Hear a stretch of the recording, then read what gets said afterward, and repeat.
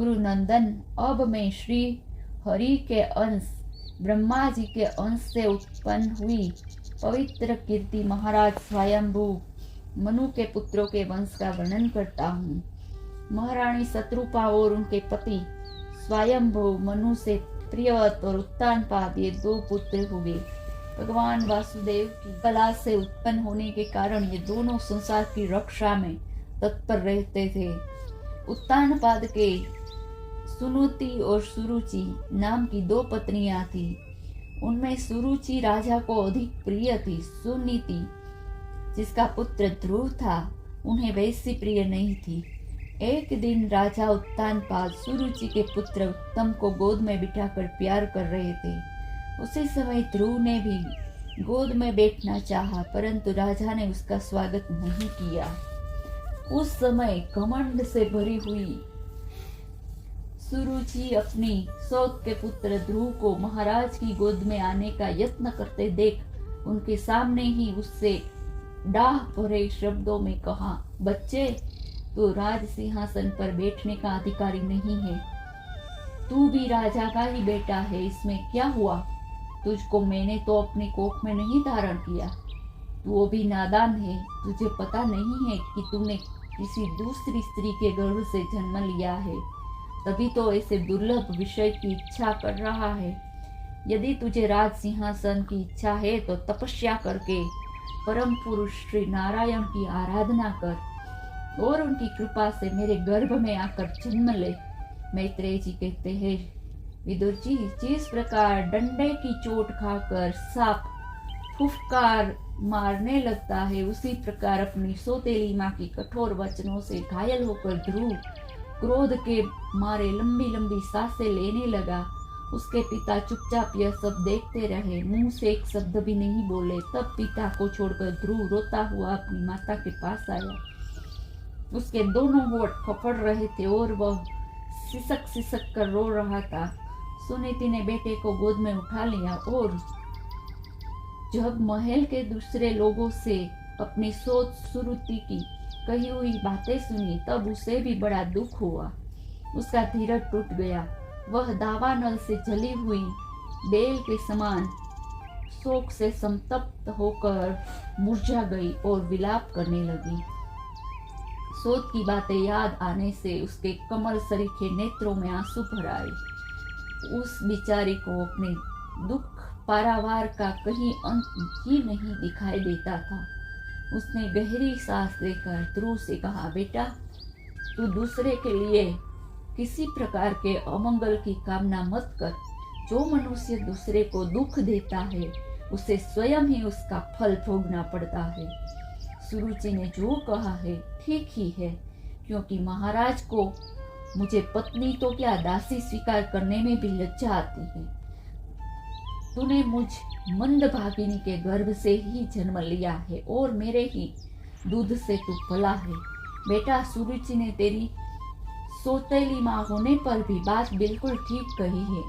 अतः यदि राजकुमार उत्तम के समान राज सिंहासन पर बैठना चाहता है तो द्वेष भाव छोड़कर उसी का पालन कर। बस श्री अघोक्षज भगवान के चरण कमल की आराधना में लग जा। संसार का पालन करने के लिए सत्वगुण को अंगीकार करने वाले उन श्री हरि के चरणों की आराधना करने से ही तेरे परदादा ब्रह्मा जी को वह सर्वश्रेष्ठ पद प्राप्त हुआ है, जो मन और प्राणों को जीतने वाले मनुष्यों के द्वारा भी वंदनीय है। इसी प्रकार तेरे दादा स्वयंभू मनु ने भी बड़ी बड़ी दक्षिणाओं वाले यज्ञों के द्वारा अनन्य भाव से उन्हीं भगवान की आराधना की थी। तभी उन्हें दूसरों के लिए अति दुर्लभ लौकिक अलौकिक मोक्ष की प्राप्ति हुई। बेटा, तू भी उन भक्तवत्सल श्री भगवान का ही आश्रय ले। जन्म मृत्यु के चक्र से छूटने की इच्छा करने वाले मुमुक्ष लोग निरंतर उन्हीं के चरण कमल के मार्ग की खोज किया करते हैं। तू स्वधर्म पालन से पवित्र हुए अपने चित्त में ही श्री पुरुषोत्तम भगवान को बैठा ले तथा अन्य सब का चिंतन छोड़कर केवल उन्हीं का भजन कर। बेटा, उन कमलदल लोचन श्री हरि को छोड़कर मुझे तो तेरे दुख को दूर करने वाला और कोई दिखाई नहीं देता। देख, जिन्हें प्रसन्न करने के लिए ब्रह्मा आदि अन्य सब देवता ढूंढते रहते हैं, वे ही श्री लक्ष्मी जी भी दीपक की भांति हाथों में कमल लिए निरंतर उन्हीं श्री हरि की खोज किया करती है।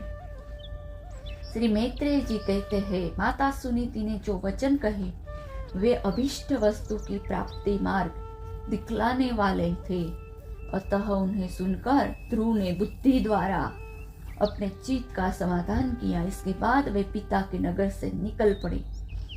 यह सब समाचार सुनकर और ध्रुव क्या करना चाहता है इस बात को जानकर नारद जी वहां आए।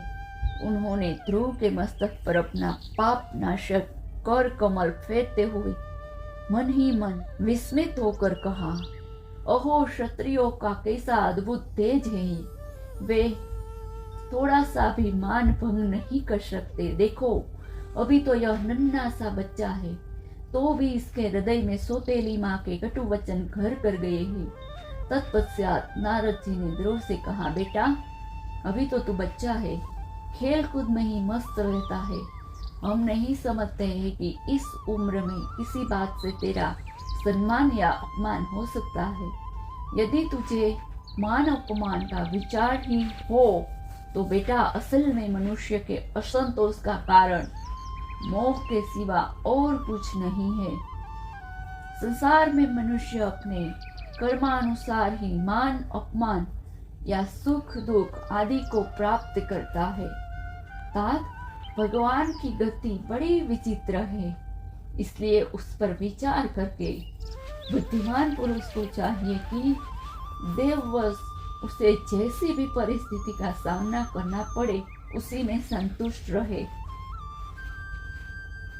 अब माता के उपदेश से तू योग साधना द्वारा जिन भगवान की कृपा प्राप्त करने चला है, मेरे विचार से साधारण पुरुष के लिए उन्हें प्रसन्न करना बहुत ही कठिन है। योगी लोग अनेकों जन्मों तक अनासक्त रहकर समाधि योग के द्वारा बड़ी बड़ी कठोर साधनाएं करते रहते हैं, परंतु भगवान के मार्ग का पता नहीं पाते। इसलिए तू यह व्यर्थ का हठ छोड़ दे और घर लौट जा। बड़ा होने पर जब परमार्थ साधन का समय आवे तब उसके लिए प्रयत्न कर लेना। विधाता के विधान के अनुसार सुख दुख जो कुछ भी प्राप्त हो उसी में चित्त को संतुष्ट रखना चाहिए। योग करने वाला पुरुष मोहमय संसार से पार हो जाता है। मनुष्य को चाहिए कि अपने से अधिक गुणवान को देखकर प्रसन्न हो, जो कम गुण वाला हो उस पर दया करे और जो अपने समान गुण वाला हो उससे मित्रता का भाव रखे। योग करने से उसे दुख कभी नहीं दबा सकते। ध्रुव ने कहा, भगवान, सुख दुख से जिनका चित्त चंचल हो जाता है उन लोगों के लिए आपने कृपा करके शांति का यह बहुत अच्छा उपाय बताया, परंतु मुझ जैसे अज्ञानियों की दृष्टि यहाँ तक नहीं पहुँच पाती। इसके सिवा मुझे घोर क्षत्रिय स्वभाव प्राप्त हुआ है, अतएव मुझ में विनय का प्रायः अभाव है। सुरुचि ने अपने कटु वचन रूपी बाणों से मेरे हृदय को विदीर्ण कर डाला है, इसलिए उसमें आपका यह उपदेश नहीं ठहर पाता। ब्राह्मण, मैं उस पद पर अधिकार करना चाहता हूँ जो त्रिलोकी में सबसे श्रेष्ठ है तथा जिस पर मेरे दादा, मेरे बाप दादे और दूसरे कोई भी आरूढ़ नहीं हो सके हैं। आप मुझे उसी की प्राप्ति का कोई अच्छा सा मार्ग बताइए। आप भगवान ब्रह्मा जी के पुत्र हैं और संसार के कल्याण के लिए ही वीणा बजाते सूर्य की भांति त्रिलोकी में विचरा करते हैं। श्री मैत्रेय जी कहते हैं, ध्रुव की बात सुनकर भगवान नारद जी बड़े प्रसन्न हुए और उस पर दया कृपा करके इस प्रकार शुभ उपदेश देने लगे। श्री नारद जी ने कहा, बेटा, तेरी माता सुनीति ने तुझे जो कुछ बताया है वही तेरे लिए परम कल्याण का मार्ग है। भगवान वासुदेव ही वह उपाय है, इसलिए तू चित्त लगाकर उन्हीं का भजन कर। जिस पुरुष को अपने लिए धर्म, अर्थ, काम और मोक्ष रूप पुरुषार्थ की अभिलाषा हो, उसके लिए उसकी प्राप्ति का उपाय एकमात्र श्री हरि के चरणों का सेवन ही है। बेटा, तेरा कल्याण होगा। अब तू श्री यमुना जी के तटवर्ती परम पवित्र मधुवन को जा। वहाँ श्री हरि का नित्य निवास है। वहाँ श्री कालिंदी के निर्मल जल में तीनों समय स्नान करके नित्य कर्म से निवृत्त हो यथा विधि आसन बिछाकर स्थित भाव से बैठना, फिर रेचक, पूरक और कुंभन 3 प्रकार के प्राणायाम से धीरे धीरे प्राण, मन और इंद्रियों के दोषों को दूर कर धैर्य युक्त मन से परम गुरु भगवान का इस प्रकार ध्यान करना। भगवान के नेत्र और मुख निरंतर प्रसन्न रहते हैं। उन्हें देखने से ऐसा मालूम होता है कि वे प्रसन्नता पूर्वक भक्तों को वर देने के लिए उद्यत है। उनकी नासिका, भौहें और कपोल बड़े ही सुहावने हैं। वे सभी देवताओं में परम सुंदर है। उनकी तरुण अवस्था है। सभी अंग बड़े सुडौल है। लाल लाल होठ और रत्नारे नेत्र है। वे प्रणत जनों को आश्रय देने वाले अपार सुखदायक शरणागत वत्सल और दया के समुद्र है। उनके वक्षस्थल में श्रीवत्स का चिन्ह है। उनका शरीर सजल जलधर के समान श्याम वर्ण है। वे परम पुरुष श्याम सुंदर गले में वनमाला धारण किए हुए हैं और उनकी 4 भुजाओं में शंख, चक्र, गदा एवं पद्म सुशोभित है। उनके अंग प्रत्यंग किरीट, कुंडल, केयूर और कंकण आदि आभूषणों से विभूषित है। गला कौस्तुभ मणि की शोभा बढ़ा रहा है तथा शरीर में रेशमी पीतांबर है। उनके कटे प्रदेश में कांचन की गर्दनी और चरणों में स्वर्णमय नुपुर पैजनी सुशोभित है। भगवान का स्वरूप बड़ा ही दर्शनीय, शांत और मन और नयनों को आनंदित करने वाला है। जो लोग प्रभु का मानस पूजन करते हैं, उनके अंतःकरण में ये हृदय कमल की कर्णिका पर अपने नख मणिमंडित मनोहर पादारविंद को स्थापित करके विराजित है। इस प्रकार धारणा करते करते जब चित्त स्थित और एकाग्र हो जाए, तब उन वरदायक प्रभु को मन ही मन इस प्रकार ध्यान करे कि वे मेरी ओर अनुराग भरी दृष्टि से निहारते हुए मंद मंद मुस्कुरा रहे हैं।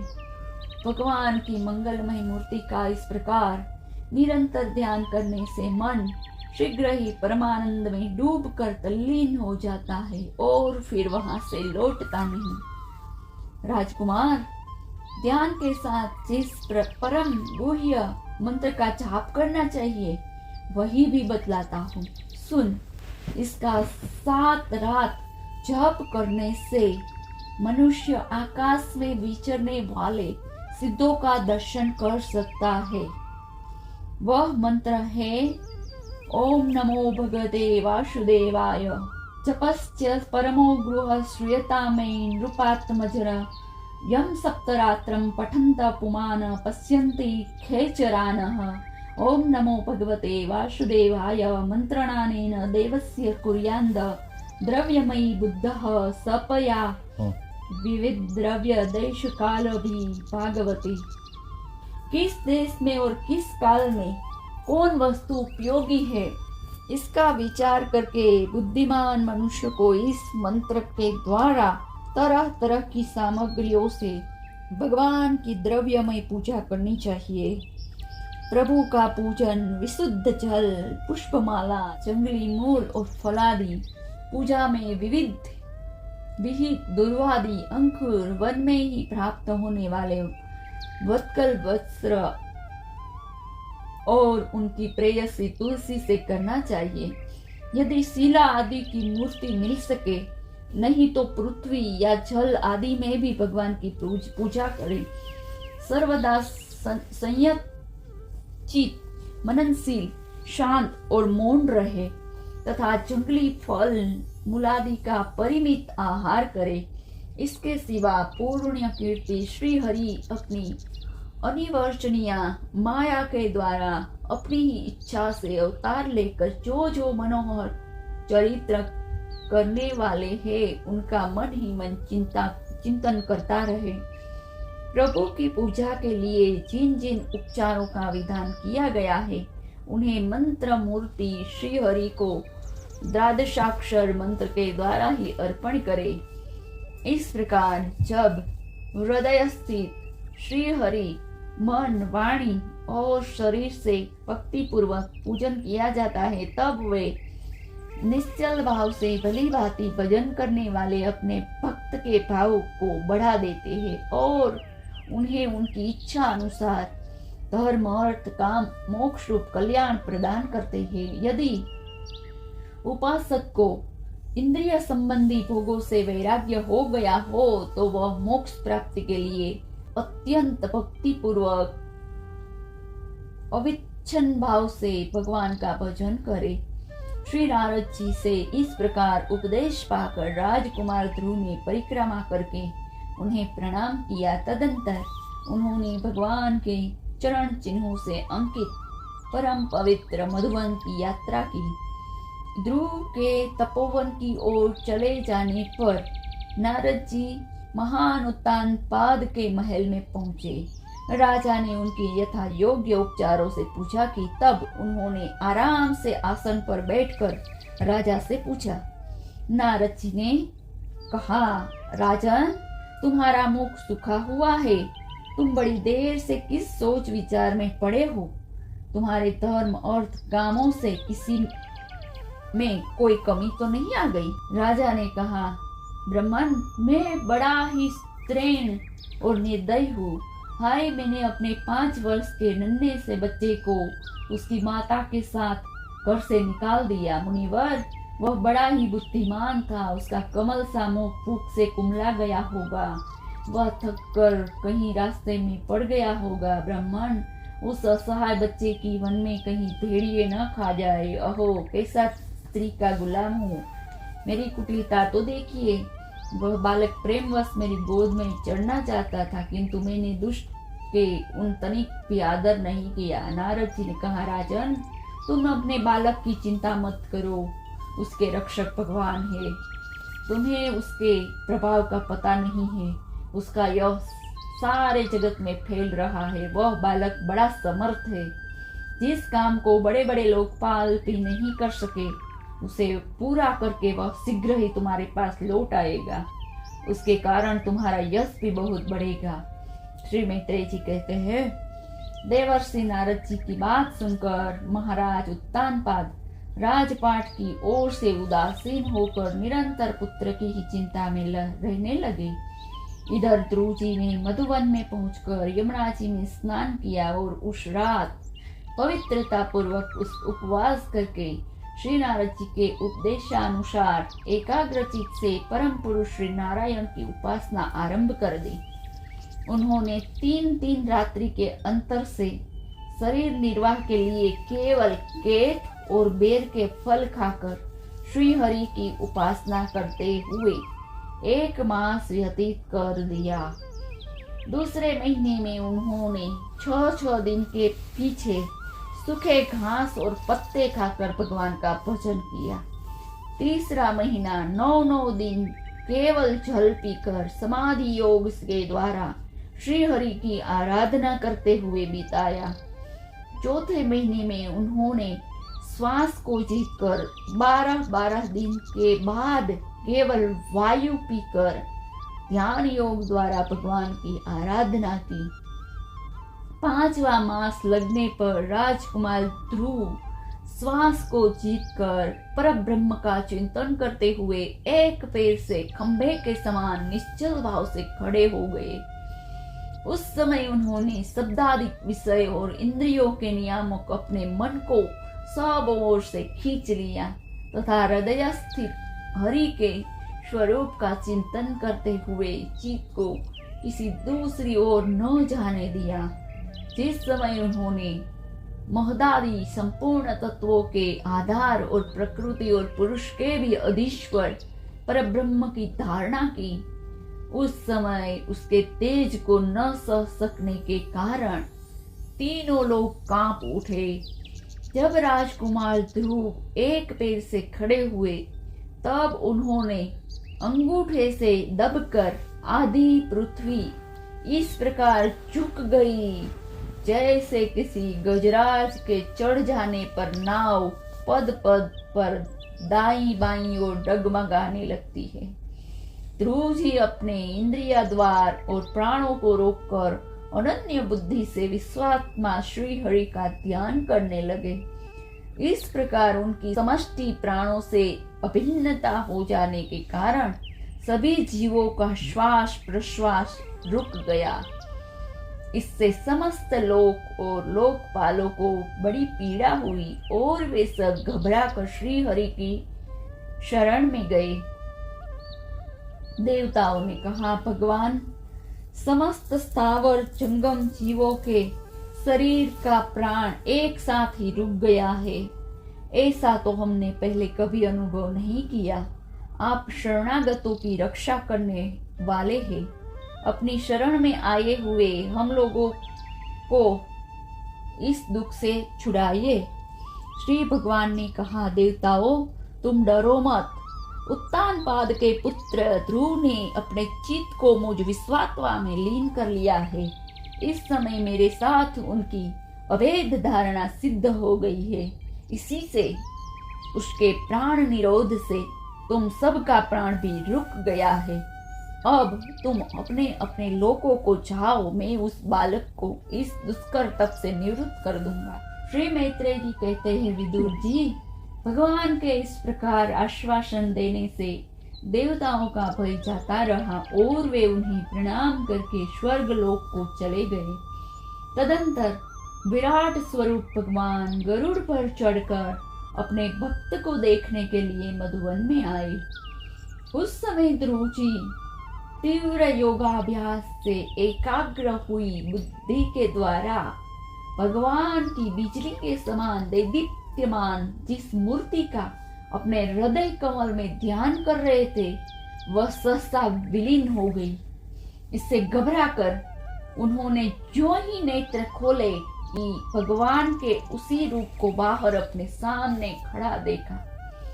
प्रभु का दर्शन पाकर बालक ध्रुव को बड़ा कुतूहल हुआ। वे प्रेम में अधीर हो गए। उन्होंने पृथ्वी पर दंड के समान लौटकर उन्हें प्रणाम किया। फिर वे इस प्रकार प्रेम भरी दृष्टि से उनकी ओर देखने लगे, मानो नेत्रों से उन्हें पी जाएंगे, मुख से चूम लेंगे और भुजाओं में कस लेंगे। वे हाथ जोड़े भगवान के सामने खड़े थे और उनकी स्तुति करना चाहते थे, परंतु किस प्रकार करें यह नहीं जानते थे। सर्व अंतर्यामी हरि उनके मन की बात जान गए। उन्होंने कृपा पूर्वक अपने वेदमय शंख को उनके गाल से छुआ। ध्रुव जी भविष्य में अविचल पद प्राप्त करने वाले थे। इस समय शंख का स्पर्श होते ही उन्हें वेदमयी दिव्य वाणी प्राप्त हो गई और जीव तथा ब्रह्म के स्वरूप का भी निश्चय हो गया। वे अत्यंत भक्ति भाव से धैर्य पूर्वक विश्वविख्यात कीर्तिमान श्री हरि की स्तुति करने लगे। ध्रुव जी ने कहा, प्रभु, आप सर्व शक्ति संपन्न हैं। आप ही मेरे अंतःकरण में प्रवेश कर अपने तेज से मेरी इस सोई हुई वाणी को सजीव करते हैं तथा हाथ पैर कान त्वचा आदि अन्य अन्याय इंद्रियों एवं प्राणों को भी चेतनता देते हैं। मैं आप अंतर्यामी भगवान को प्रणाम करता हूँ। भगवान आप एक ही है, परंतु अपनी अनंत गुणमयी माया शक्ति से इस महदादि संपूर्ण प्रपंच को रचकर अंतर्यामी रूप से उसमें प्रवेश कर जाते हैं और फिर इसके इंद्रियादि अशत गुणों में उनके अधिष्ठातृ देवताओं के रूप में स्थित होकर अनेक रूप भासते हैं। ठीक वैसे ही जैसे तरह तरह की लकड़ियों में प्रकट हुई आग अपनी औषधियों से उपाधियों के अनुसार भिन्न भिन्न रूप में भासती है। नाथ, सृष्टि के आरंभ में ब्रह्मा जी ने भी आपकी शरण लेकर आपके दिए हुए ज्ञान के प्रभाव से ही इस जगत को सोकर उठे हुए पुरुष के समान देखा था। दीन बंधु, इन्हीं आपके चरण तल का मुक्त पुरुष भी आश्रय लेते हैं। कोई भी कृतज्ञ पुरुष इन्हें कैसे भूल सकता है। प्रभु, इन शव तुल्य शरीर के द्वारा भोगा जाने वाला इंद्रिय और विषय के संसर्ग से उत्पन्न सुख तो मनुष्य को नरक में भी मिल सकता है। जो लोग इस विषय सुख के लिए लालायित रहते हैं और जो जन्म मरण के बंधन से छुड़ा देने वाले कल्पतरु स्वरूप आपकी उपासना भगवत प्राप्ति के सिवा किसी अन्य उद्देश्य से करते हैं, उनकी बुद्धि अवश्य ही आपकी माया के द्वारा ठगी गई है। नाथ, आपके चरण कमल का ध्यान करने से और आपके भक्तों के परम चरित्र सुनने से प्राणियों को जो आनंद प्राप्त होता है वह निजानंद स्वरूप ब्रह्म में भी नहीं मिल सकता। जिन्हें काल की तलवार काटे डालती है, उन स्वर्गीय विमानों से गिरने वाले पुरुषों को तो वह सुख मिल ही कैसे सकता है। अनंत परमात्मा, मुझे तो आप विशुद्ध हृदय महात्मा भक्तों का संग दीजिए, जिनका आप में अविच्छिन्न भक्ति भाव है। उनके संग में मैं आपके गुणों और लीलाओं की कथा सुधा को पी पी कर उन्मत्त हो जाऊंगा और सहज ही इस अनेक प्रकार के दुखों से पूर्ण भयंकर संसार सागर से उस पार पहुंच जाऊंगा। कमलनाभ प्रभु, जिनका चित्त आपके चरण कमल की सुगंध में लुभाया हुआ है, उन महानुभावों का जो लोग संग करते हैं, वे अपने इस अत्यंत प्रिय शरीर और इसके संबंधी पुत्र मित्र गृह स्त्री आदि की शुद्धि भी नहीं करते। अजन्मा परमेश्वर, मैं तो पशु वृक्ष पर्वत पक्षी सरीसृप देवता दैत्य मनुष्य आदि से परिपूर्ण तथा मोहदादि अनेकों कारणों से संपादित आपके इस सदात्मक स्थूल विश्व रूप को ही जानता हूँ। इससे परे जो आपका परम स्वरूप है, जिसमें वाणी की गति नहीं है, उसका मुझे पता नहीं है। भगवान, कल्प का अंत होने पर योग निद्रा में स्थित जो परम पुरुष इस संपूर्ण विश्व को अपने उदर में लीन करके शेषनाग जी के साथ उन्हीं की गोद में शयन करते हैं तथा जिनकी नाभि समुद्र से प्रकट हुए सर्वलोकमय सुवर्ण वर्ण कमल से परम तेजोमय ब्रह्मा जी उत्पन्न हुए, वे भगवान आप ही है। मैं आपको प्रणाम करता हूँ। प्रभु, आप अपनी अखंड चिन्मयी दृष्टि से बुद्धि की सभी अवस्थाओं के साक्षी है तथा नित्य मुक्त शुद्ध सत्वमय सर्वज्ञ परमात्मा स्वरूप निर्विकार आदि पुरुष ऐश्वर्य संपन्न एवं तीनों गुणों के अधीश्वर है।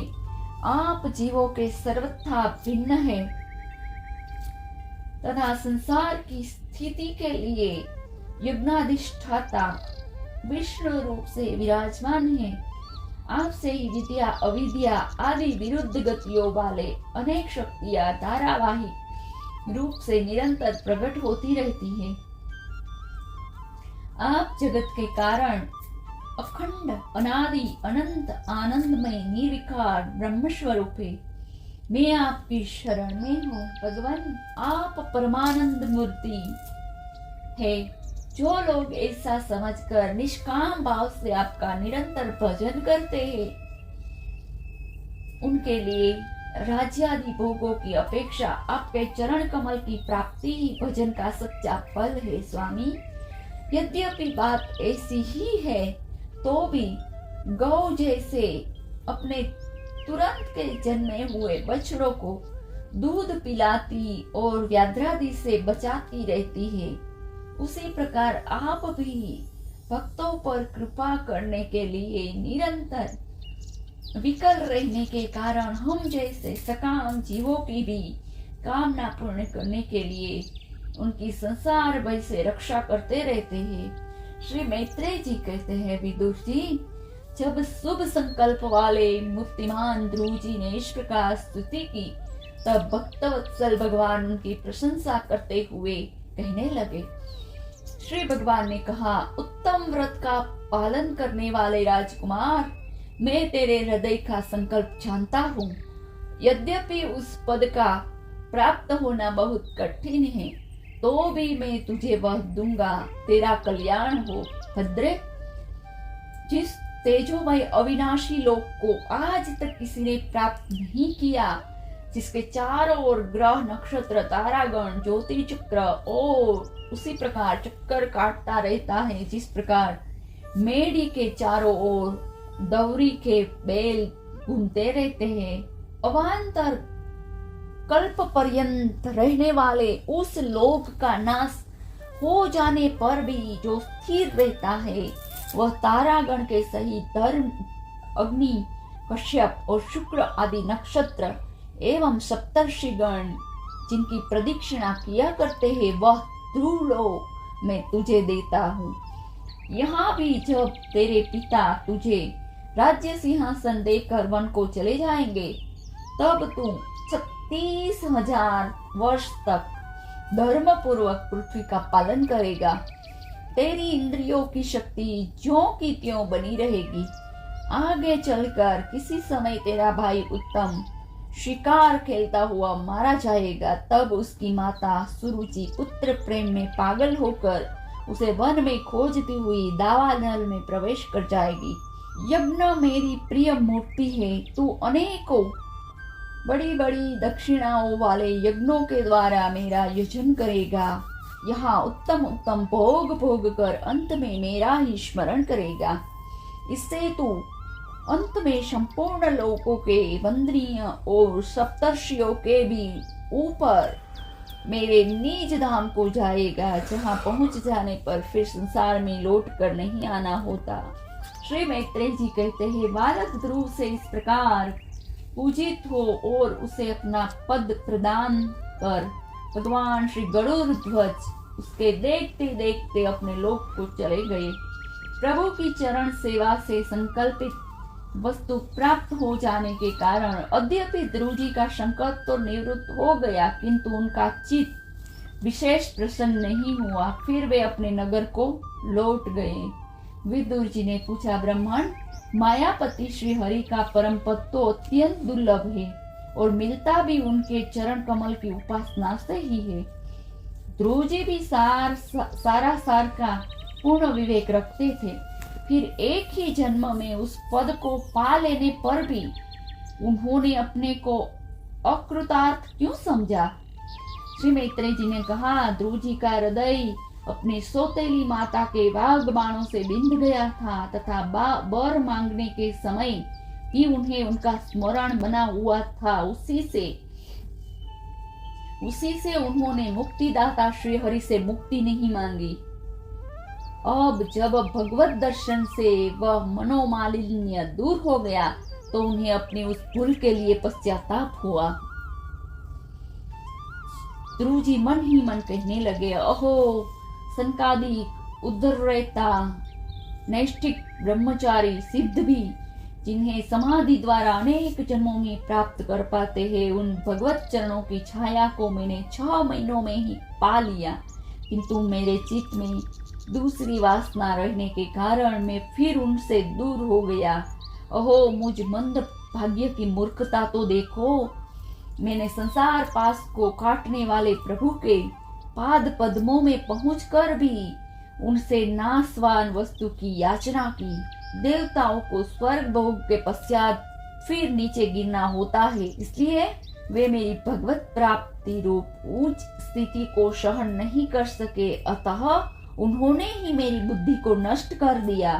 तभी तो मुझ दुष्ट ने नारद जी की यथार्थ बात भी स्वीकार नहीं की। यद्यपि संसार में आत्मा के सिवा दूसरा कोई भी नहीं है, तथापि सोया हुआ मनुष्य जैसे स्वप्न में अपने ही कल्पना किए हुए व्याघ्रादि से डरता है, उसी प्रकार मैंने भी भगवान की माया से मोहित होकर भाई को ही शत्रु मान लिया और व्यर्थी द्वेष रूप हार्दिक रोग से जलने लगा।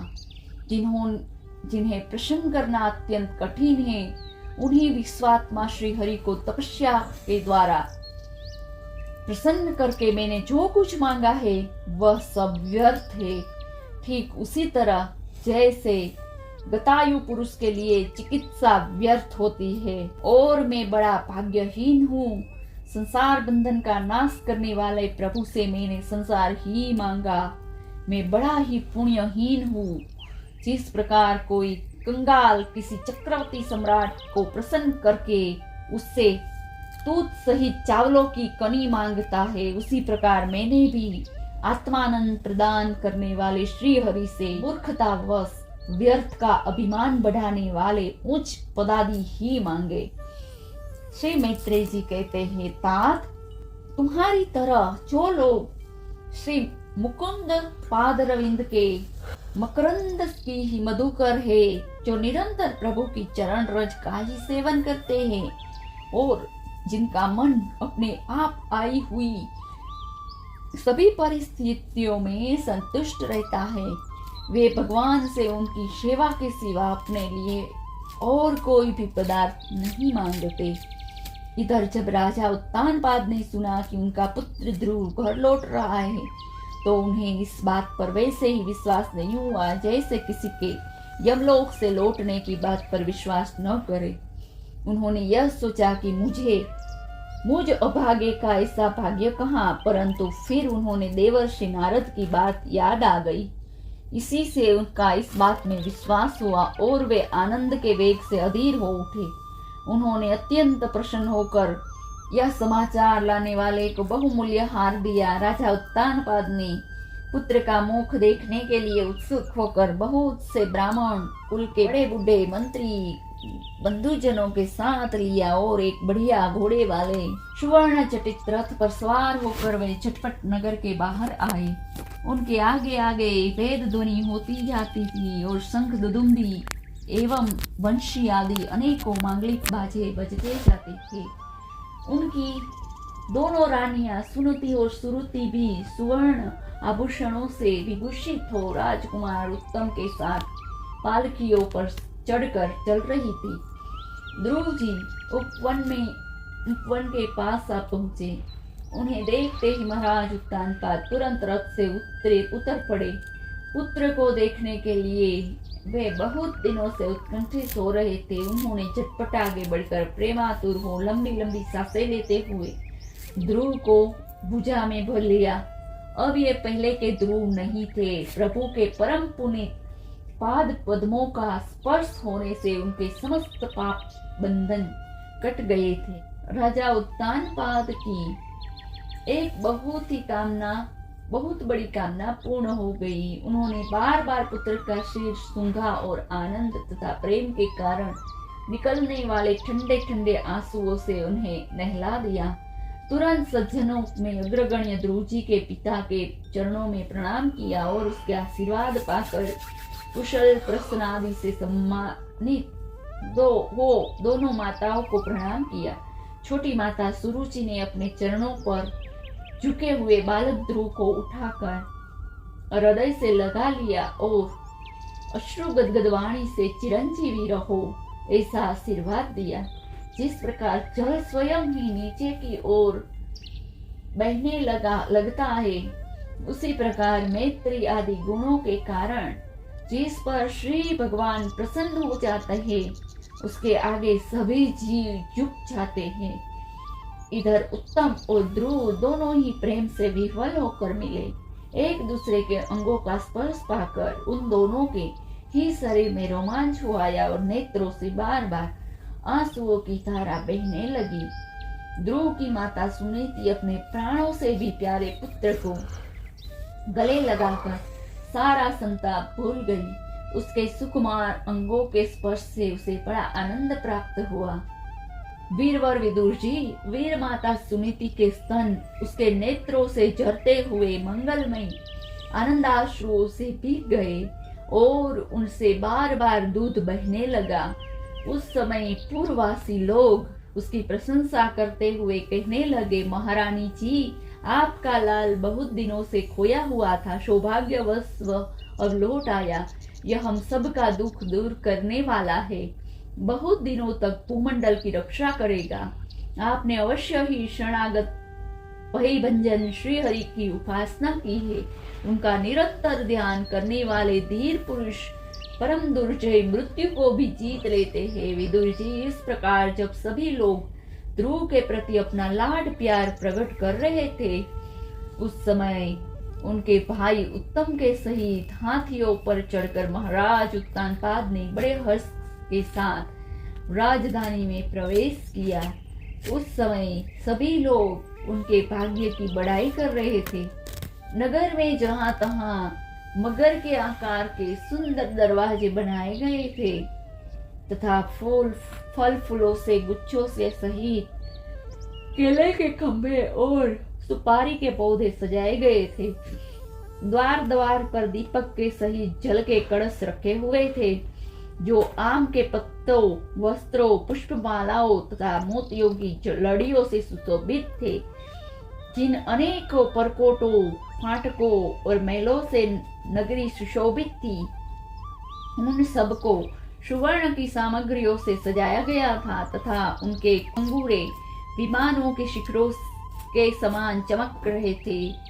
नगर के चौक, गलियां, अटारियां और सड़कों को झाड़ बुहार कर उन पर चंदन का छिड़काव किया गया था। जहां तहां खील, चावल, पुष्प, फल, जौ एवं अन्य मांगलिक उपहार सामग्रियां सजी रखी थी। ध्रुव जी राजमार्ग से जा रहे थे। उस समय जहां तहां नगर के शीलवंत सुंदरियां उन्हें देखने को एकत्र हो रही थी। उन्होंने वात्सल्य भावना से अनेक शुभाशीर्वाद देते हुए उन पर सफेद सरसों, अक्षत, दही, जल, दुर्वा, पुष्प और फलों की वर्षा की। इस प्रकार उनके मनोहर गीत सुनते हुए ध्रुव जी ने अपने पिता के महल में प्रवेश किया। वह श्रेष्ठ भवन महामूल्य मणियों की लकड़ियों से सुसज्जित, उनमें अपने पिता के लाड प्यार का सुख भोगते हुए वे उसी प्रकार आनंद पूर्वक रहने लगे जैसे स्वर्ग में देवता लोग रहते हैं। वहां दूध के फेन के समान सफेद और कोमल शैयाएं, हाथी दांत के पलंग, सुनहरी कामदार पर्दे, बहुमूल्य आसन और बहुत सा सोने का सामान था। उसकी स्फटिक महामस्तक मणि पन्ने की दीवारों में रत्नों की बनी हुई स्त्री मूर्तियों पर रखे हुए मणिमय दीपक जगमगा रहे थे। उस महल के चारों ओर उनके अनेक जाति के वृक्षों से सुशोभित उद्यान थे, जिसमें नर और मादा पक्षियों का कलरव तथा मतवाले भोरे का गुंजार होता रहता था। उन बगीचों में वे दुर्यमणि पखराज की चिड़ियों से सुशोभित बावलियां थी, जिनमें लाल, नीले और सफेद रंग के कमल खिले रहते थे तथा हंस, कारंडव, चकवा और सारस आदि पक्षी कीड़ा करते थे। राजर्षि उत्तानपाद अपने पुत्र के अति अद्भुत प्रभाव की बात देवर्षि नारद से पहले ही सुन रखी थी। अब उससे प्रत्यक्ष वैसा ही देखकर उन्हें बड़ा आश्चर्य हुआ। फिर यह देखकर कि अब ध्रुव तरुण अवस्था को प्राप्त हो गए हैं, अमात्य वर्ग उन्हें आदर की दृष्टि से देखते हैं तथा प्रजा का भी उन पर अनुराग है। उन्होंने उन्हें निखिल भूमंडल के राज्य पर अभिषिक्त कर दिया और आप वृद्धावस्था आई जानकर आत्मस्वरूप चिंतन करते हुए संसार से विरक्त होकर वन को चली गई। श्री मैत्रेय जी कहते हैं, विदुर जी, ध्रुव ने प्रजापति शिशुमार की पुत्री भ्रमी के साथ विवाह किया। उससे उनके कल्प और वत्सर नाम के 2 पुत्र हुए। महाबली ध्रुव की दूसरी स्त्री वायुपुत्री इला थी। उससे उनके उत्कल नाम के एक पुत्र और एक कन्या रत्न का जन्म हुआ।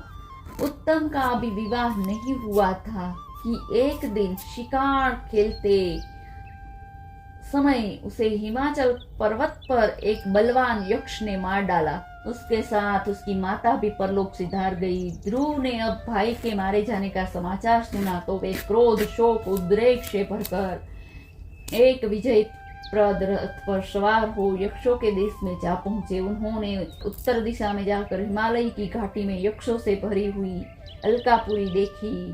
उसमें अनेक भूत, प्रेत, पिशाच आदि रुद्रानुचर रहते थे। विदुर जी वहां पहुंचकर महाबाहु ध्रुव ने अपना शंख बजाया और संपूर्ण आकाश और दिशाओं को गुंजा दिया। उस शंख ध्वनि से यक्ष पत्नियां बहुत ही डर गई। उनकी आंखें भय से कातर हो उठी।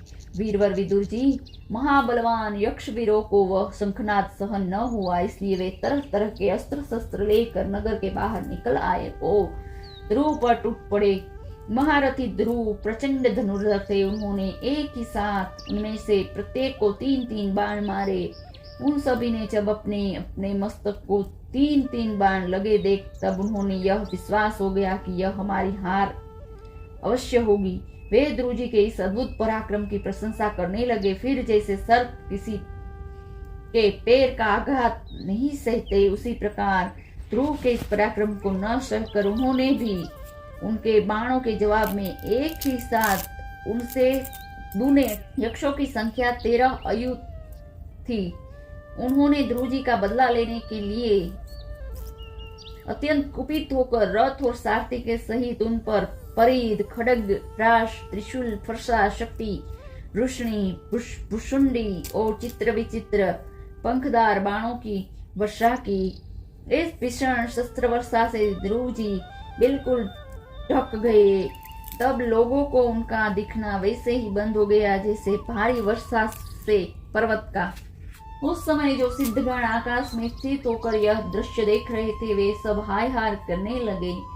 आज यक्ष सेना रूप समुद्र में डूबकर वह मानव सूर्य अस्त हो गया। यक्ष लोग अपनी विजय की घोषणा करते हुए युद्ध क्षेत्र में सिंह की तरह गरजने लगे। इस बीच में ध्रुव जी का रथ एकाएक वैसे ही प्रकट हो गया जैसे पूरे में से सूर्य भगवान निकल आते हैं। ध्रुव जी ने अपने दिव्य धनुष की टंकार करके शत्रुओं के दिल दहला दिए और फिर प्रचंड बाणों की वर्षा करके उनके अस्त्र शस्त्रों को इस प्रकार छिन्न भिन्न कर दिया जैसे आंधी बादलों को तितर बितर कर देती है। उनके धनुष से छूटे हुए तीखे तीर यक्ष राक्षसों के कवचों को भेद कर इस प्रकार उनके शरीरों में घुस गए जैसे इंद्र के छोड़े हुए वज्र पर्वतों में प्रवेश कर गए थे। विदुर जी, महाराज ध्रुव के बाणों से कटे हुए यक्षों के सुंदर कुंडलमणि, मस्तकों से सुनहरी ताल वृक्ष के समान जांदों से वलय विभूषित, बाहुओं से हार, भुजबंद से मुकुट और बहुमूल्य पटंगड़ियों से पटी हुई यह वीरों के मन को लुभाने वाली समर भूमि बड़ी शोभा पा रही थी। जो यक्ष किसी प्रकार जीवित बचे वे क्षत्रिय प्रवर ध्रुव जी के बाणों से प्राय अंग अंग छिन्न भिन्न हो जाने के कारण युद्ध क्रीड़ा में सिंह से परास्त हुए गजराज के समान मैदान छोड़कर भाग गए। नरश्रेष्ठ ध्रुव जी ने देखा कि उस विस्तृत रणभूमि में अब एक भी शत्रु अस्त्र शस्त्र लिए उनके सामने नहीं है तो उनकी इच्छा अलकापुरी देखने को हुई, किंतु वे पुरी के भीतर नहीं गए। ये मायावी क्या करना चाहते हैं इस बात का मनुष्य को पता नहीं लग सकता। सारथी से इस प्रकार कहकर वे उस विचित्र रथ में बैठे रहे तथा शत्रु के नवीन आक्रमण की आकांक्षा से सावधान हो गए। इतने में ही उन्हें समुद्र की गर्जना के समान आंधी का भीषण शब्द सुनाई दिया और दिशाओं में उठती हुई धूल भी दिखाई दी। एक क्षण में ही सारा आकाश मेघमाला से घिर गया। अब और भयंकर गड़गड़ाहट के साथ बिजली चमकने लगी। निष्पाप विदुर जी, उन बादलों से खून, कफ, पीप, विष्ठा, मूत्र और चर्बी की वर्षा होने लगी और ध्रुव जी के आगे आकाश से बहुत बड़े धड़ गिरने लगे। फिर आकाश में एक पर्वत दिखाई दिया और सभी दिशाओं में पत्थरों की वर्षा के साथ गदा, परिघ, तलवार, मुशल गिरने लगे। उन्होंने देखा कि बहुत से सर्प वज्र की तरह फुंकार मारते हुए रोष पूर्वक नेत्रों से आग की चिंगारियां उगलते आ रहे हैं। झुंड के झुंड मतवाले हाथी, सिंह और बाघ भी दौड़े चले आ रहे हैं। प्रलय काल के समान भयंकर समुद्र अपनी उताल तरंगों से पृथ्वी को सब ओर से डुबाता हुआ बड़ी भीषण गर्जना के साथ उनकी ओर बढ़ रहा है। क्रूर स्वभाव असुरों ने अपनी आसुरी माया से ऐसे ही बहुत से कौतुक दिखाए जिनसे कायरों के मन कांप सकते थे। ध्रुव जी पर असुरों ने अपनी दुस्तर माया फैलाई है। यह सुनकर वहां कुछ मुनियों ने आकर उनके लिए मंगल कामना की। मुनियों ने कहा, उत्तानपाद नंदन ध्रुव, शरणागत भय भंजन सारंग पाणी भगवान नारायण तुम्हारे शत्रुओं का संहार करे। भगवान का तो नाम ही ऐसा है जिनके सुनने और कीर्तन करने मात्र से मनुष्य दुस्तर मृत्यु के मुख से अनायास ही बच जाता है। श्री मैत्रेय जी कहते हैं, विदुर जी, ऋषियों का ऐसा कथन सुनकर महाराज ध्रुव ने आचमन कर श्री नारायण के बनाए हुए नारायणास्त्र को अपने धनुष पर चढ़ाया। उस बाण के चढ़ते ही यक्षों द्वारा रची हुई नाना प्रकार की माया उसी क्षण नष्ट हो गई। जिस प्रकार ज्ञान का उदय हो जाने पर अविद्या का नष्ट नारायण के द्वारा आविष्कृत उस अस्त्र को धनुष पर चढ़ते ही उससे राजहंस के से पक्ष और सोने के फन वाले बड़े तीखे बाण निकले और जिस प्रकार मयूर के कार करते वन में घुस जाते हैं उसी प्रकार भयानक साई साई शब्द करते हुए वे शत्रुओं की सेना में घुस गए। उस तीखी धार वाले बाणों ने शत्रुओं को बेचैन कर दिया। तब उस रणांगण में अनेक यक्षों ने अत्यंत कुपित होकर अपने अस्त्र शस्त्र संभाले और जिस प्रकार गरुड़ के छेड़ने से बड़े बड़े सर्प फन उठाकर उनकी ओर दौड़ते हैं उसी प्रकार वे इधर उधर ध्रुव जी पर टूट पड़े। उन्हें सामने आते देख ध्रुव जी ने अपने बाणों द्वारा उनकी भुजाएं, जांघें, कंधे और उदर आदि अंग प्रत्यंगों का छिन्न भिन्न कर उन्हें उस सर्वश्रेष्ठ लोक सत्यलोक में भेज दिया जिसमें उदर व्रता मुनिगण सूर्यमंडल का भेदन करते जाते हैं। अब उनके पितामह स्वयंभू मनु ने देखा कि विचित्र रथ पर चढ़े हुए ध्रुव अनेक निरपराध यक्षों को मार रहे हैं, तो उन्हें उन पर बहुत दया आई। वे बहुत से ऋषियों को साथ लेकर वहां आए और अपने पौत्र ध्रुव को समझाने लगे। मनु जी ने कहा, बेटा बस अधिक क्रोध करना ठीक नहीं। यह पापी नरक का द्वार है क्रोध। इसी से वशीभूत होकर तुमने इन निरपराध यक्षों का वध किया है। तात, तुम जो निर्दोष यक्षों को संहार पर उतर रहे हो, यह तुम्हारे कुल के योग्य कर्म नहीं है। साधु पुरुष इसकी निंदा करते हैं।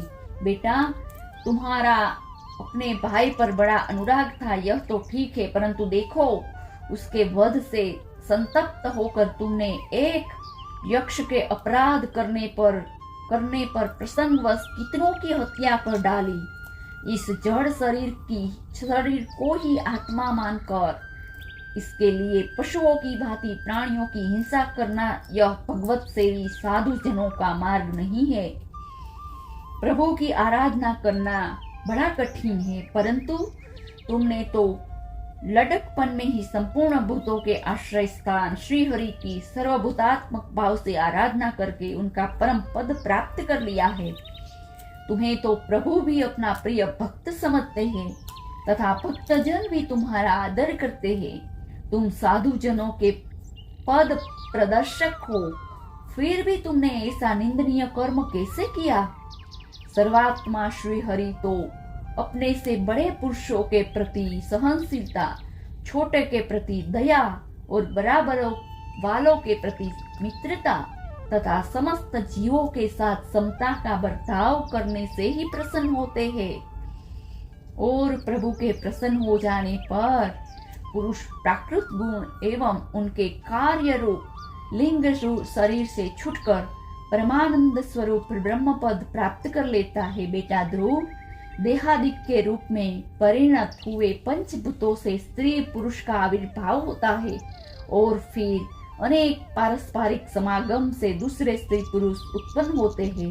ध्रुव, इस प्रकार भगवान की माया से सत्वादि गुणों में न्यूनातिक भाव होने से ही जैसे भूतों द्वारा शरीरों की रचना होती है, वैसे ही उनकी स्थिति और प्रलय भी होते हैं।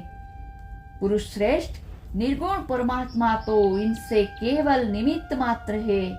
उनके आश्रय से यह कार्य कारण जगत उसी प्रकार भ्रमण करता रहता है जैसे चुंबक के आश्रय से लोहा काल शक्ति के द्वारा क्रमशः सत्वादि गुणों में क्षोभ होने से लीलामय भगवान की शक्ति भी सृष्टि आदि के रूपों में विभक्त हो जाती है। अतः भगवान अकर्ता होकर भी जगत की रचना करते हैं और संहार करने वाले न होकर भी इसका संहार करते हैं। सचमुच उन अनंत प्रभु की लीला सर्वथा अचिंतनीय है। ध्रुव, वे काल स्वरूप अव्यक्त परमात्मा ही स्वयं अंतरहित होकर भी जगत का अंत करने वाले हैं तथा अनादि होकर भी सबके आदि करता है। वे ही एक जीव से दूसरे जीव को उत्पन्न कर संसार की सृष्टि करते हैं तथा मृत्यु के द्वारा मारने वाले को भी मरवा कर उनका संहार करते हैं। वे काल भगवान संपूर्ण सृष्टि में समान रूप से अनुप्रविष्ट है। उनका न कोई मित्र पक्ष है न कोई शत्रु पक्ष। जैसे वायु के चलने पर धूल उनके साथ साथ उड़ती है, उसी प्रकार समस्त जीव अपने अपने कर्मों के अधीन होकर काल की गति के अनुसरण करते हैं। अपने अपने कर्मानुसार सुख दुखादि फल भोगते हैं। सर्वसमर्थ श्री हरि कर्म बंधन में बंधे हुए जीवों की आयु की वृद्धि और क्षय का विधान करते हैं, परंतु वे स्वयं इन दोनों से रहित और अपने स्वरूप में स्थित है। राजन, इन परमात्मा को ही मीमांसक लोग कर्म चार्वाक स्वभाव वैश्यकमातलंबी काल ज्योतिषी देव और काम शास्त्री काम कहते हैं। वे किसी भी इंद्रिय या प्रमाण के विषय नहीं है। महदादि अनेक शक्तियां भी उन्हीं से प्रकट हुई है। वे क्या करना चाहते हैं इस बात को भी संसार में कोई नहीं जानता। फिर अपने मूल कारण उन प्रभु को तो जान ही कौन सकता है। बेटा, एक कुबेर के अनुचर तुम्हारे भाई को मारने वाले नहीं है, क्योंकि मनुष्य के जन्म मरण का वास्तविक कारण तो ईश्वर है। एकमात्र वही संसार को रचता पालता और नष्ट करता है, किंतु अहंकार शून्य होने के कारण इसके गुण और कर्म से वह सदा निर्लेप रहता है। वे संपूर्ण प्राणियों के अंतरात्मा नियतता और रक्षा करने वाले प्रभु ही अपनी माया शक्ति से युक्त होकर समस्त जीवों का सृजन पालन और संहार करते हैं। जिस प्रकार नाक में नकेल पड़े हुए बैल अपने मालिक का बोझ ढोते रहते हैं, उसी प्रकार जगत की रचना करने वाले ब्रह्मादि भी नाम रूप डोरी से बंधे हुए उन्हीं की आज्ञा का पालन करते हैं। वे अभक्तों के लिए मृत्यु रूप और भक्तों के लिए अमृत रूप है तथा संसार के एकमात्र आश्रय है। तात, तुम सब प्रकार उन्हीं परमात्मा की शरण लो। तुम 5 वर्ष की ही अवस्था में अपनी सौतेली माता के वाग्बाण से मर्माहत होकर माँ की गोद छोड़कर वन को चले गए थे। वहां तपस्या द्वारा जिन ऋषिकेश भगवान की आराधना करके तुमने त्रिलोकी से ऊपर ध्रुव पद प्राप्त किया है, और जो तुम्हारे वैर भाव हीन सरल हृदय में वात्सल्यवत विशेष रूप से विराजमान हुए थे, उन निर्गुण अद्वितीय अविनाशी और नित्य मुक्त परमात्मा को आध्यात्म दृष्टि से अपने अंतःकरण में ढूंढो, उनमें यह भेदभाव प्रपंच न होने पर भी प्रतीत हो रहा है।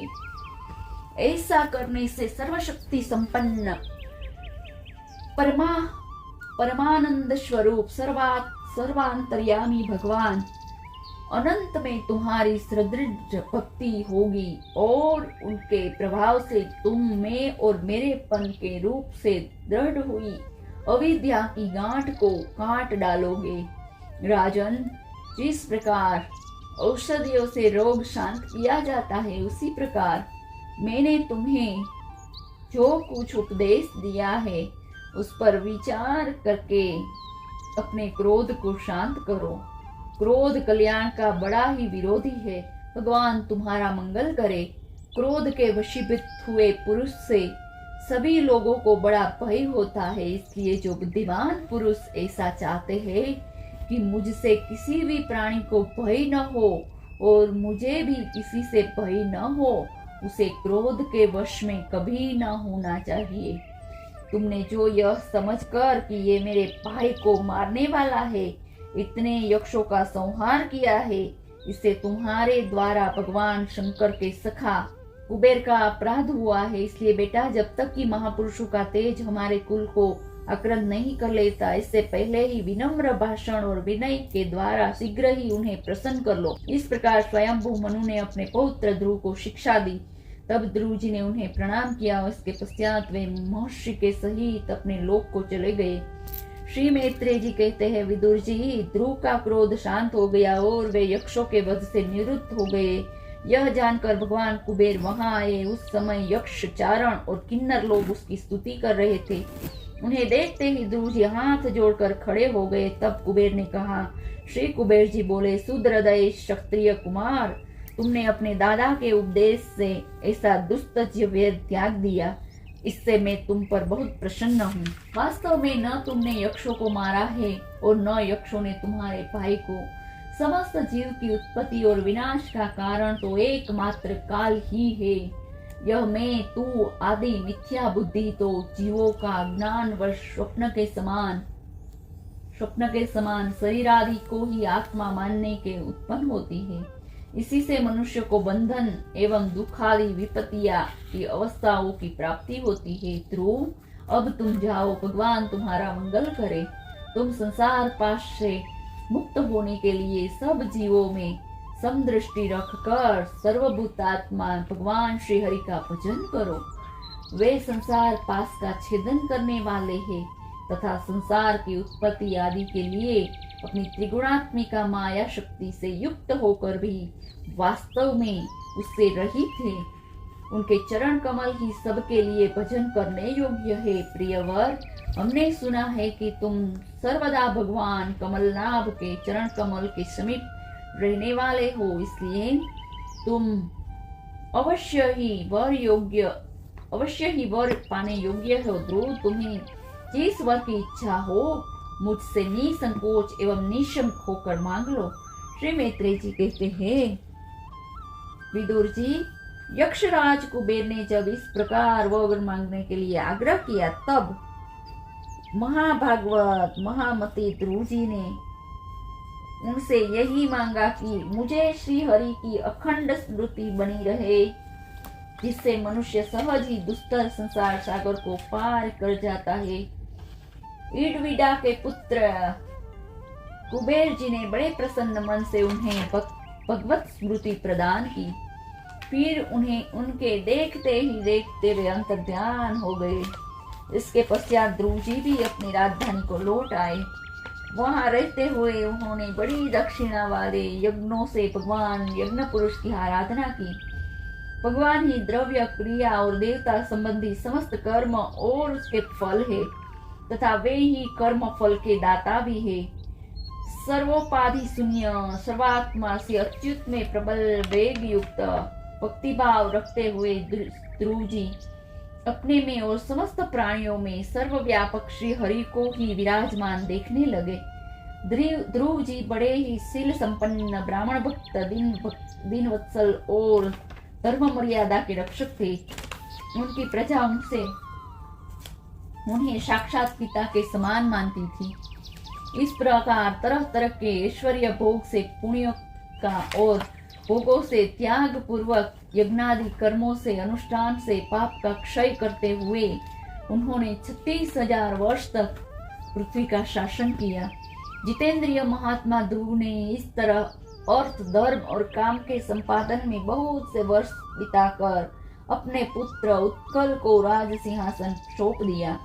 इस संपूर्ण दृश्य प्रपंच को अविद्या रहित स्वप्न और गंधर्व नगर के समान माया से अपने ही कल्पित मानकर और यह समझकर कि शरीर, स्त्री, पुत्र, मित्र, सेना, भरा पूरा खजाना, जनानी, महल, सुरम्य विहार भूमि और समुद्र पर्यंत भूमंडल का राज्य ये सभी काल के गाल में पड़े हुए हैं, ये बद्रिकाश्रम को चले गई। वहां उन्होंने पवित्र जल में स्नान कर इंद्रियों को विशुद्ध शांत किया और फिर स्थित आसन से बैठकर प्राणायाम के द्वारा वायु को वश में किया। तदंतर मन के द्वारा इंद्रियों को बाह्य विषय से हटाकर मन को भगवान के स्थूल विराट स्वरूप में स्थिर कर दिया। उसी विराट स्वरूप का चिंतन करते करते वे अंत में ध्याता और ध्येय के भेद से शून्य निर्विकल्प समाधि में लीन हो गए और उस अवस्था में विराट रूप का भी त्याग कर दिया। इस प्रकार भगवान श्री हरि के प्रति निरंतर भक्ति भाव का प्रवाह चलते रहने से उनके नेत्रों में बार बार अश्रुओं की बाढ़ सी आ जाती थी। इससे उनका हृदय द्रवीभूत हो गया और शरीर में रोमांच हो आया। फिर देहाभिमान गलित हो जाने से उन्हें मैं ध्रुव हूँ उसकी स्मृति भी न रही। इसी समय ध्रुव जी ने आकाश से एक बड़ा ही सुंदर विमान उतरते देखा। वह अपने प्रकाश से दसों दिशा में अलौकित कर रहा था, मानो पूर्णिमा का चंद्र ही उदय हुआ हो। उसमें 2 श्रेष्ठ पार्षद गदाओं का सहारा लिए खड़े थे। उनकी 4 भुजाएं, सुंदर श्याम शरीर था, किशोरावस्था थी, अरुण कमल के समान नेत्र थे। वे सुंदर वस्त्र, किरीट, हार, भुजबंद और अति मनोहर कुंडल धारण किए हुए थे। उन्हें पुण्य लोक श्री हरि के सेवक जान ध्रुव जी हड़बड़ाहट में पूजा आदि का क्रम भूलकर सहसा खड़े हो गए और भगवान के पार्षद में प्रधान है, ये भगवान के पार्षद में प्रधान है ऐसा समझकर उन्होंने श्री मधुसूदन के नामों का संकीर्तन करते हुए उन्हें हाथ जोड़कर प्रणाम किया।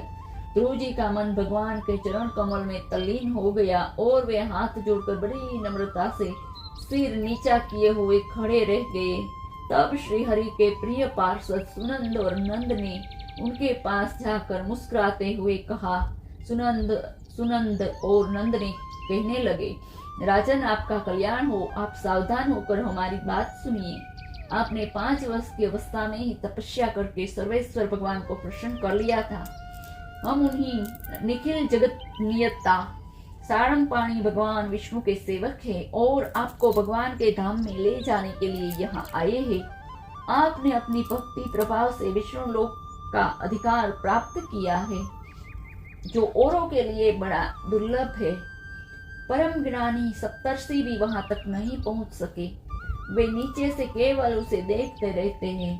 सूर्य, चंद्रमा आदि ग्रह, नक्षत्र एवं तारागण भी उनकी प्रदक्षिणा ही किया करते हैं। चलिए आप उसी विष्णु धाम में निवास कीजिए। प्रियवर, आज तक आपके पूर्वजन और कोई भी उस पद पर कभी नहीं पहुंच सके। भगवान विष्णु का वह परम धाम सारे संसार का वंदनीय है।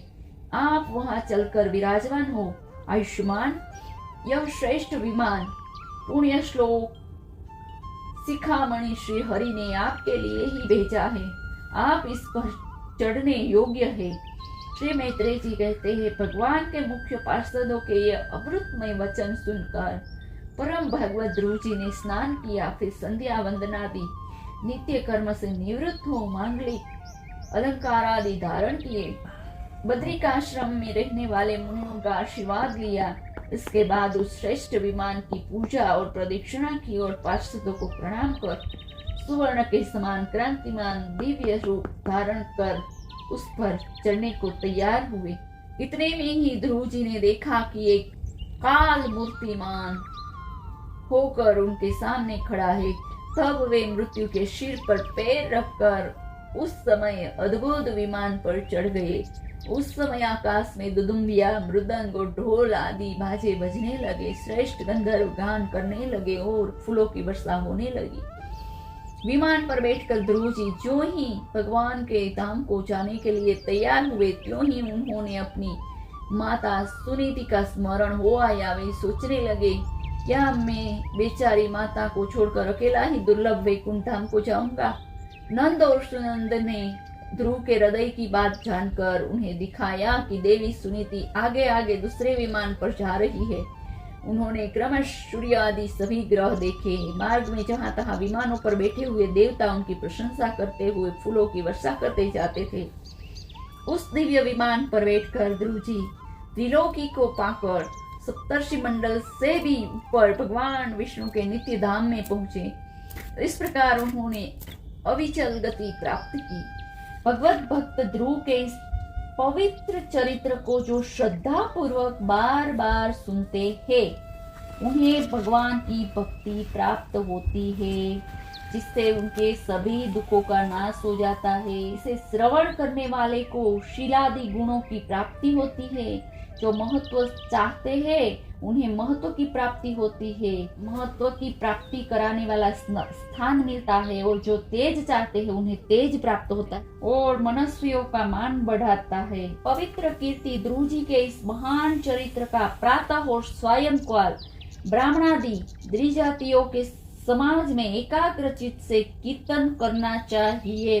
भगवान के परम पवित्र चरणों की शरण में रहने वाला जो पुरुष इसे निष्काम भाव से पूर्णिमा, अमावस्या, द्वादशी और श्रवण नक्षत्र, तिथि क्षय, व्यतिपात और संक्रांति अथवा रविवार के दिन श्रद्धालु पुरुष को सुनाता है, वह स्वयं अपने आत्मा को ही संतुष्ट रखने लगता है और सिद्ध हो जाता है। यह साक्षात भगवत विषयक अमृतमयी ज्ञान है। जो लोग भगवत मार्ग में मर्म से अनभिज्ञ है, उन्हें जो कोई इसे प्रदान करता है, उसे दीनवत्सल कृपालु पुरुष पर देवता अनुग्रह करते हैं।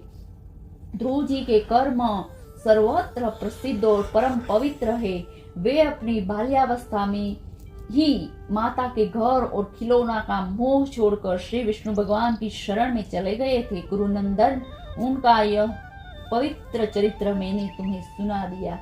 यदि आपको यह वीडियो अच्छा लगा है मित्रों, तो अपने परिवार और दोस्तों के साथ भी शेयर कीजिएगा, ताकि उसको भी लाभ मिल सके।